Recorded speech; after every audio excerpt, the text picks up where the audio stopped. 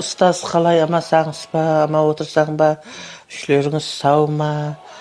Ұстаз нәтижеміз Құдайға мың қатлы шүкір 146 кило деген не деген салмақ ол. 6 кило салмақ тастадым. Бүгін азанда өлшендім. 140-та 61 грамм неттім. Ендігі жағында да марафонмен сізбенен бірге боламыз. Өмір жасың ұзақ болсын, қожайыныңызбенен көрсетіп отырған оғызларыңыздың ыратын көрің, біргелікте тең қатайың. Еш уақытта шаршамаң.